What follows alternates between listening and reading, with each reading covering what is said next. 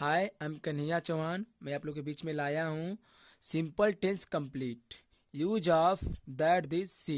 Affirmative sentence that this see के साथ each का प्रयोग करते हैं तथा ए ई आई ओ यू कोई भी मीनिंग आए तो एन का प्रयोग करते हैं। दैट माने वह, दिस माने यह, सी माने वह। यह स्त्रीलिंग में प्रयोग किया जाता है। ठीक है। ए का प्रयोग कंसोनेंट मीनिंग के साथ करते हैं।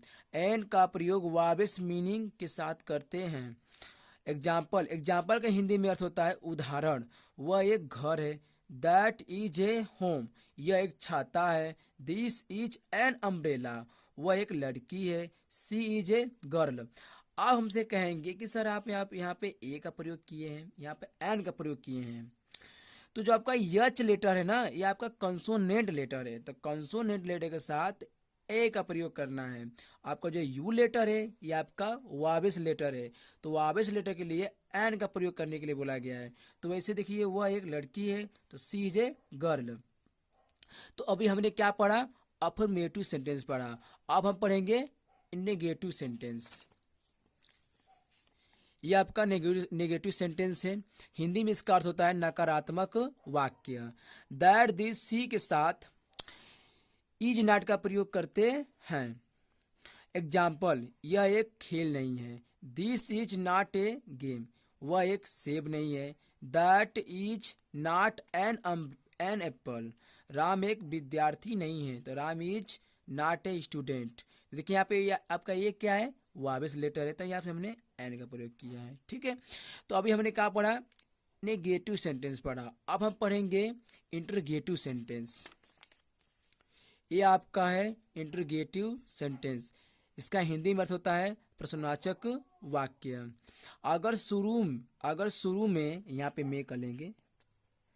अगर शुरू में क्या पहले आए तो इज का प्रयोग करते हैं तथा बीच में क्या, क्यों, कब, कहाँ, कैसे आए तो उसकी अंग्रेजी पहले बनाते हैं। व्हाट माने क्या, वाई माने क्यों, व्हेन माने कब या जब, वेयर माने कहाँ, हाउ माने कैसे। एग्जाम्पल में, क्या वह एक पेन है? देखिए हम पहले समझ लेते हैं कि यह इंटरगेटिव सेंटेंस होता क्या है। यह होता है कि आप किसी दूसरे व्यक्ति से प्रश्न पूछ रहे हैं, जैसे कि क्या राधा ने खाना खाया, वह क्यों बाजार जा रहा है। ठीक है। तो ये जो आप किसी से प्रश्न पूछ रहे हैं, जैसे क्या वह एक पेन है, अब हम किसी से प्रश्न पूछ रहे हैं तो इज दैट ए पेन। ठीक है। यहाँ पर वाट नहीं लगेगा क्योंकि बोला गया कि अगर शुरू में क्या पहले आए तो इज का प्रयोग करेंगे। ठीक है। तो इज दैट ए पेन। दूसरा देखते हैं, वह क्यों एक गाय है। बोला गया कि बीच में क्या, क्यों, कब, कैसे है तो इसे अंग्रेजी पहले बनाते हैं। तो वाई इज दिस ए काऊ। रेखा कैसे गायक नहीं है। ठीक है। तो how is Rekha not a singer. आप देखिए कितने बच्चे क्या करते हैं कि नाट यहाँ पर लगाते हैं। ठीक है। नाट कोई बच्चा यहाँ पे भी लगाता है, तो हमको सब्जेक्ट के बाद नाट लगाना है। ठीक है। तो how is Rekha not a singer. क्या यह एक खेत नहीं है? Is this not a farm. देखिए आप लोग को यह सिंपल टेंस मैंने खुद अपने से बनाया हूँ कि बच्चों को और आसानी से समझ में आ जाए। ठीक है। तो अगर आपको मेरा वीडियो पसंद आए तो लाइक कीजिए, सब्सक्राइब कीजिए और कमेंट भी कीजिए और इसको शेयर भी कीजिए। ठीक है। तो आप लोग को होमवर्क में दिया गया है यह 4 टेंस। यह एक दुकान है, वह एक चोर नहीं है, क्या वह एक तालाब है, यह कैसे एक दीवार है, दीवार नहीं है।